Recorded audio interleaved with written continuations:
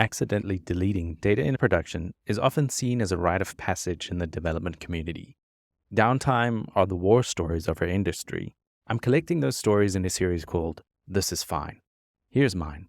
I was a young PHP developer at an IT computer college in South Africa.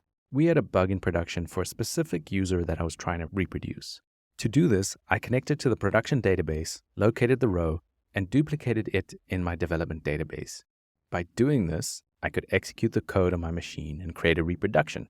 After adding a few print statements, I was able to identify the bug. Fixing it required making a few changes, running through a workflow, and observing the end result. Each time I made changes, I had to reset the state of my database. And I was lazy, so I simply deleted all the users and reinserted the problematic row. And then it was lunchtime. After a heavy meal, I returned to my desk and began reconstructing my mental model of the bug I was fixing. I went to the terminal and reset my database state. Instead of the prompt returning in a few milliseconds, it took much longer. Far longer than it should have.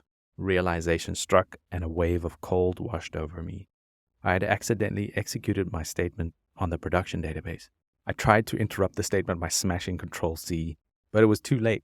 The data was gone, and most likely my job too. I knew I couldn't hide this, so I turned my chair around and looked my boss straight in the eyes, like a deer in the headlights.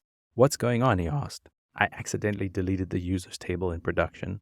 We put up a Things Are on Fire page to inform our customers that I'd caused a major outage, and then restored the backup from earlier that morning. All in all, it took about 30 minutes to bring things back online, and our students lost a few hours of progress.